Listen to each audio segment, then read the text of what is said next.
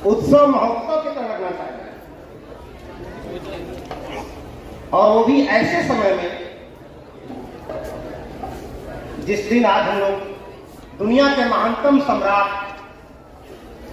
अशोक के जयंती का दिन है आज।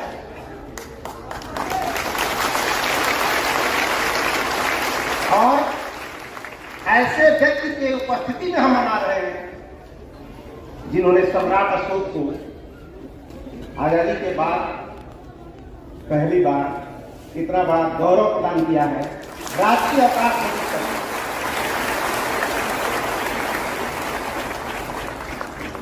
और आज हमारा देश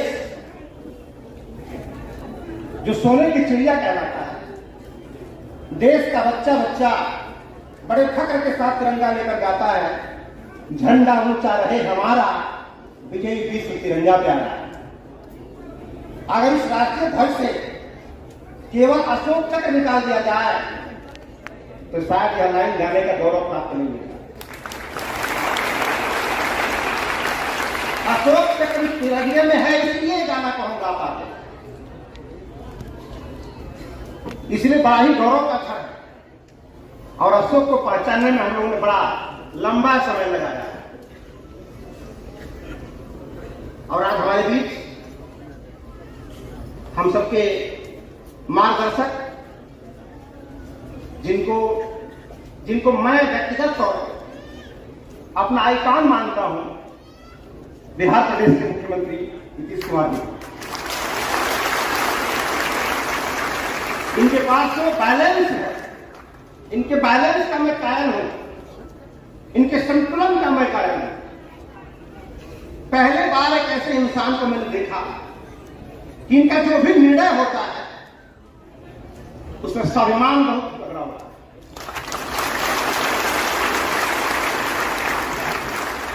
और बिना किसी को ठेस पहुंचाए, बिना किसी को आघात पहुंचाए अपनी बात कैसे कहना है, ये आपसे सीखता हूं। और जो इनका जीवन चरित्र है, मैं तो ये कहूंगा कि ऊबड़ खाबड़ रास्ते में गाड़ी चलाने के मास्टर, रास्ता ऊबड़ खाबड़ हो, परिस्थितियां विपरीत हो, तो गाड़ी कैसे चलाई जाती है, ये आपसे सीखता हूं। और लंबे समय के बाद आज हम लोगों ने आपको पाया है, तो निश्चित है कि हम लोग छोड़ेंगे नहीं है।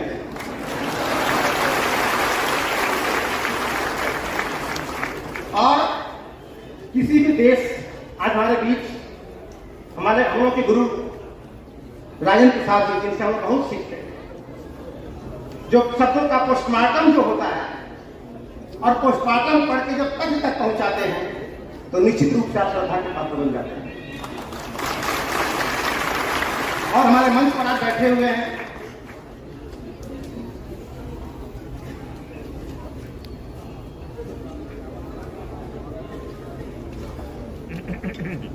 बिहार प्रदेश के माननीय मंत्री आलोक मेहता जी, भूमि राजस्व भूमि सुधार विभाग। मैं सम्राट अशोक क्लब की तरफ से आपका तहे दिल से अभिनंदन करता हूं। आज हमारे बीच बैठे हुए हैं मधु सिंह जी, मैं तहे दिल से जनमानस की तरफ आपका अभिनंदन करता हूं। हमारे महासचिव शत्रुघ्न साथी जी, जो अनुशासन के प्रतीक माने जाते हैं, उनका अभिनंदन करता हूं, स्वागत करता हूं।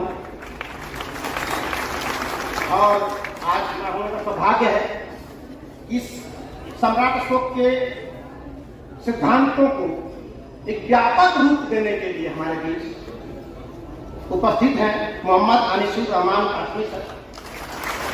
बहुत बहुत अभिनंदन, स्वागत करता हूं आपका। डॉक्टर वीरेंद्र जी हमारे बीच बैठे हैं। इन सारे लोगों का अभिनंदन करते हुए आप सभी का अभिनंदन करता हूं, खासकर अपनी बहनों का और माताओं का, क्योंकि 6 किलोमीटर की यात्रा करके हम लोग धूप में आए हैं। और एक तो माता जी ऐसी इसमें बैठी थी, पता नहीं कहां बैठी है, कमर तक झुकी हुई थी, कमर तक झुकी थी, सीधा नहीं चल पा रही थी। लेकिन इतने 6 किलोमीटर की यात्रा को कंप्लीटली तय किया। जहां भी बैठी उनका अभिनंदन करता हूँ। कहाँ बैठे आपको देख के प्रेरणा मिल रही। जब ये चल सकती है तो हम लोग क्यों नहीं चल सकते? तो मैं चाहता हूँ स्पेशल तौर पर उस माँ के लिए जहां बैठी हूँ, आप सबके लिए जोरदार ताली होनी चाहिए।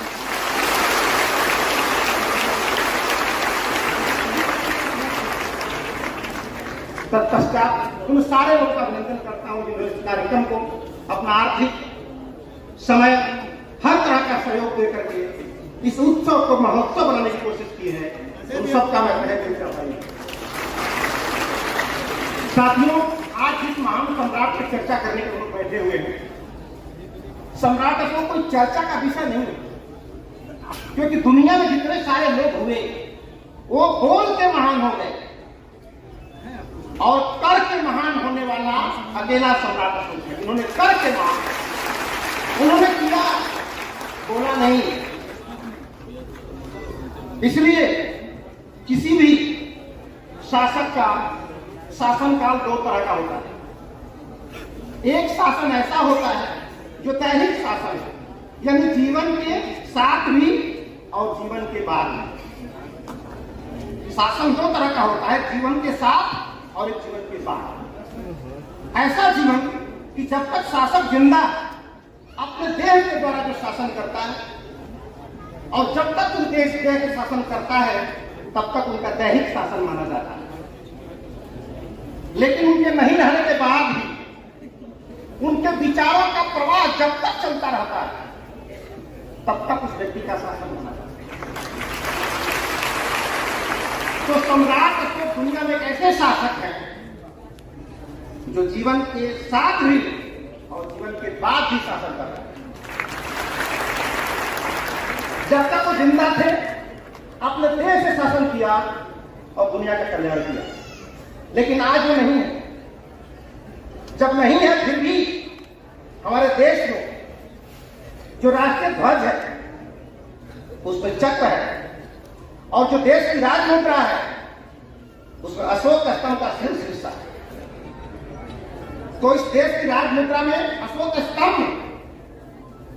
और राष्ट्रीय ध्वज अशोक चक्र इस बात का प्रमाण है कि सम्राट अशोक का शासन, उनके विचारों का प्रवाह आज भी देश में चल रहा है।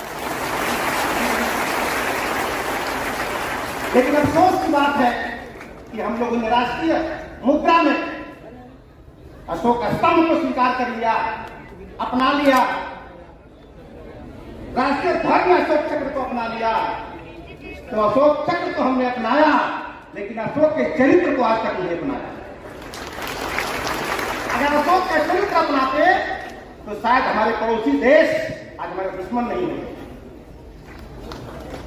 नहीं होते, क्योंकि जिसने पूरी वसुधा को अपना परिवार मान लिया, जिन्होंने ये कह दिया कि समस्त प्रजा हमारी संतान है, और संतान जब कह दिया तो क्या बच गया? आप किसी को अपना बेटा स्वीकार कर देते हो तो क्या बच जाता है? अपने बेटे के लिए जो करना है आदमी करता। तो जब जिस राजा ने पूरी समस्त प्रजा को अपना संतान मान लिया, बोला कि जैसे मैं अपने बेटे को सुखी देखना चाहता हूँ, समृद्ध देखना चाहता हूँ, उस तरह पूरी प्रजा को मैं सुखी देखना चाहता हूँ। और कुछ कहा ही नहीं, ये करके दिखाया था। इसलिए दुनिया में लोक कलाकारी शासन की जो परिकल्पना है वो सबसे पहले सम्राट को हुई। और लोक कल्याण, बहुत सारे लोग आपके जन कल्याणकारी कर रहा है।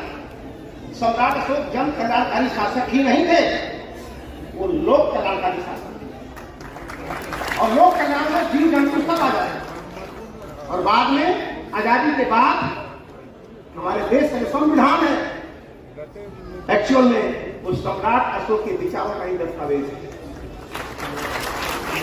और उस विचारधारा को बहुत बैलेंस करते हुए जब जहां भी जरूरत पड़ती है, समाज में कब कैसे उतारना है, उसको कैसे रूप देना है, ये बड़ी ही बुद्धिमानी के साथ हमारे मुख्य अतिथि महोदय नीतीश कुमार जी बहुत ही सभ्यता के साथ उसको आगे बढ़ाने की कोशिश करते हैं।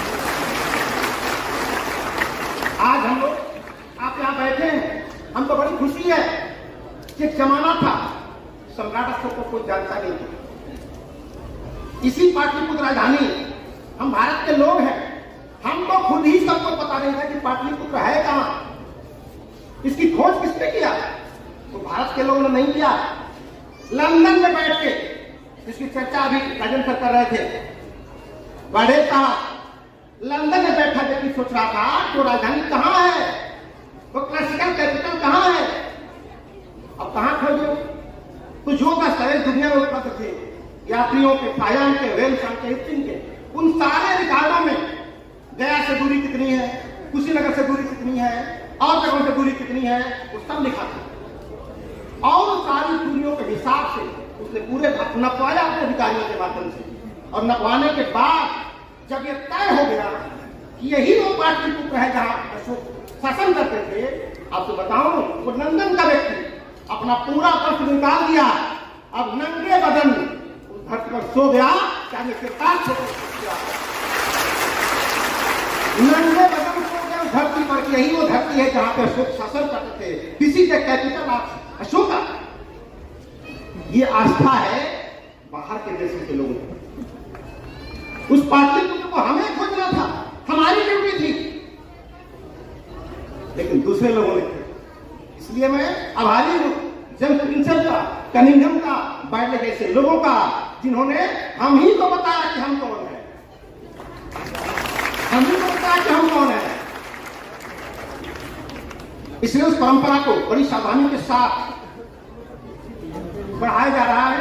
और सम्राट अशोक क्लब उस महान संस्कृति को कैसे आपस में भाईचारा, आपस में कैसे दूसरे को न्याय है, एक संतुलन कैसे स्थापित समाज में।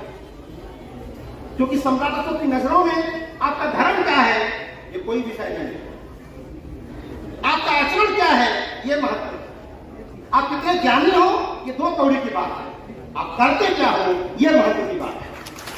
क्योंकि रिजल्ट तो करने से आएगा। इसीलिए आपके चरण के पुजारी चाहे जितने भी हो, लेकिन अगर आपका आचरण ठीक नहीं है तो आपकी जगह समाज में नहीं, जेल में होगी, जेल में होगी।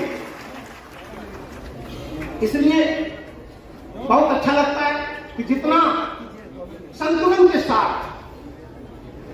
माननीय मुख्यमंत्री महोदय, हम लोग मिलते नहीं हैं कभी, लेकिन ऐसे महोत्सव में, लेकिन फिर भी मैं बोलता हूं कि कौन कहता है कि मेरी मुलाकात नहीं होती। हम तो मिलते हैं रोज मगर बात नहीं होती। क्योंकि कार्य बोलता है, कार्य बोलता है। आपने कार्य किया, मैंने सुन लिया, आपने जो किया हमने देख लिया।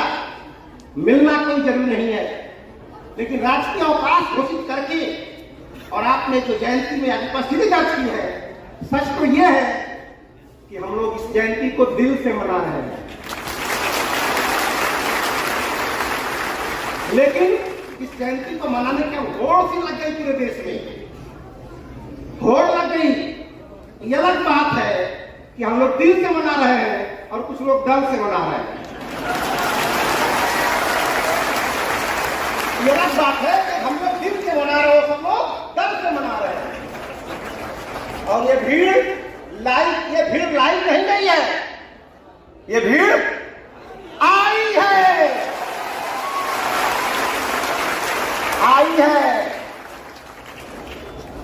मंच कैसे बनेगा ये भीड़ की जिम्मेदारी है, और मेरी क्या है। मैं मुख्यमंत्री महोदय से विनम्रता के साथ कहना चाहता हूं कि जो भीड़ दिखाई दे रही है यही हमारी औकात है, यही हमारी ताकत है।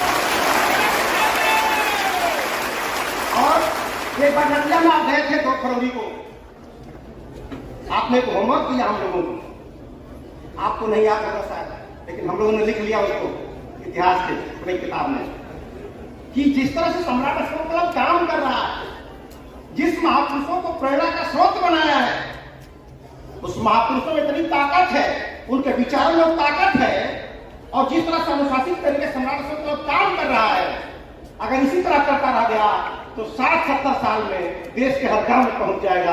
यह आपको होगा। और 70 साल तो हमने अपनी डायरी में लिख लिया है। और आपने कहा था कि सम्राट अशोक क्लब संगठन छोटा भले हो सकता है,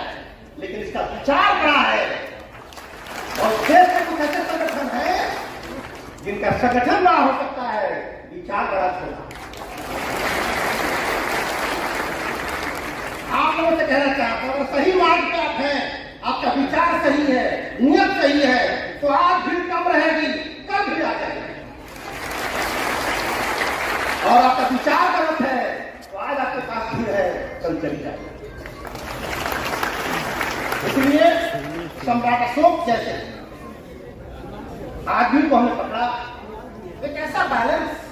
वो कहते हैं किसी भी धर्म का कर्मकांड क्या है महत्वपूर्ण नहीं है, उसका अनुयायी कितने हैं महत्वपूर्ण नहीं है, उसका दृष्टिकोण क्या है, उसकी नियत क्या है। और भारत तो सौभाग्यशाली है, चावल धर्म को फोकस कर रहे हैं, जहां अधिकारियों को हटा दिया गया है कि आप लोग बनाओ, अब अधिकारी अपना काम छोड़ के मनाया है। तो मैं ये चाहता हूं कि जिस तरह से हमारे मुख्यमंत्री महोदय ने राष्ट्रीय अवकाश घोषित कर राष्ट्रीय पर्व बना दिया है, आप लोग मेहनत करके इसको सामाजिक पर्व बना दें, सामाजिक पर्व बना दो, ताकि सरकार भूल भी जाए तो हमें नहीं भूलना है। यह हमें होना चाहिए। इसलिए आज जो अशोक ने जो धर्म की बात बोली, आप कभी भी अपनी बात की, अब सोचो अशोक चक्र तिरंगा भी क्यों आ रहा? क्या अकेला चक्र था क्या? भारत में बहुत सारे चक्र थे, भारत में बहुत सारे चक्र थे जो लाए जा सकते थे तिरंगा में, लेकिन वो सारे चक्र हिंसा के प्रतीक थे, हिंसा का प्रतीक था। जब भी उंगली से बाहर निकलता था तो किसी न किसी की हत्या करता था। लेकिन अशोक का चक्र घूमता है तो लोक कल्याण करता है, इसलिए देश की राशि बढ़ती है। और क्योंकि देश हमारे संविधान का सपना है वेलफेयर स्टेट की स्थापना करना, लेकिन आज लोग वेलफेयर स्टेट की स्थापना न करके वेलफेयर रिलीजन की स्थापना कर रहे हैं। वेलफेयर स्टेट नहीं, वेलफेयर रिलीजन की स्थापना कर रहे हैं, जो ऐसा होना ठीक नहीं है। इस देश में सारे लोग रहते हैं और सबको सम्मान के साथ जीने का, सबको सम्मान के साथ जीने का। हमने माना कि गीता पवित्र ग्रंथ है, हम सम्मान करते हैं, कुरान एक पवित्र ग्रंथ है, हम सम्मान करते हैं उसका। लेकिन गीता और कुरान के अनुयायी जब आपस में लड़ते हैं, झगड़ते हैं, तो उनके झगड़ों को सुलझाने की क्षमता न गीता में है न कुरान में, वो तो है केवल भारत संविधान में। वही चाहते हैं उसी तरह में। और आप सब भाग्यशाली हो, हम सब खुशकिस्मत है कि हम संविधान मंच पर आकर उसकी पूजा करते हैं। शायद सम्राट अशोक क्लब पूरे भारत का पहला ऐसा संगठन है जिन्होंने मंचों पर लाके संविधान पर स्थापित किया है। जबकि आजादी के समय में ही काम हो जाना चाहिए। पोलियो का जब कानून बनाया गया कि पोलियो जाना चाहिए, तो पोलियो का खुराक लोग गांव में जाके नहीं, दिल्ली में जाके नहीं पिए, छोटी समितियां बनाई गई, तब भी लोग नहीं पिए पोलियो का, घर घर में घुस के पिलाया गया, उंगली पे दाग लगा, कौन पिया है कौन नहीं पिया है। उसी तरह जब भारतीय संविधान बना तो संविधान की भावना क्या है, संविधान चाहता क्या है, इस भावना को भी गांव गांव जाना चाहिए था। और उंगली में दाग लगाना चाहिए, कौन कौन इस भावना को जानता है, कौन कौन नहीं जानता है। जो लोग नहीं कर सके तो चूंकि हम तो अपने प्रियदर्शी सम्राट अशोक के बन सकते,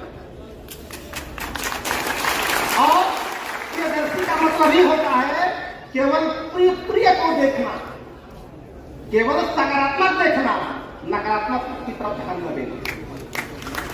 प्रियदर्शी का वर्ड भी नहीं होता, प्रिय मतलब अच्छा, सकारात्मक, और दर्शी माने देखो। तो दुनिया में कोई सूक्ष्मदर्शी होगा, कोई दूरदर्शी होगा, लेकिन सम्राट अशोक क्लब तो प्रियदर्शी, और इसी प्रिय दर्शन को देखने की कोशिश कर रहे हैं। और जिनका विचार इन विचारों से मेल खाता है, जो प्रिय दर्शन चाहता है, वो हमारे साथ छट जाता है। और उन्हीं में से हमारे मुख्यमंत्री महोदय ने आदेश। तो बहुत ज्यादा नहीं कहूंगा क्योंकि बहुत दिनों के बाद हम भी मिले हैं, तो आपको सुनना है कि नहीं सुनना है सर? तो मुख्यमंत्री हमारे बीच में बैठे हैं, इसका एहसास कराना होगा आपको।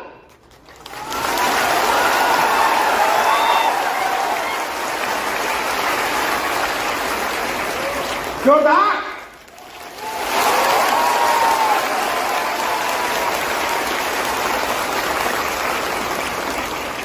बहुत बहुत धन्यवाद, थैंक यू।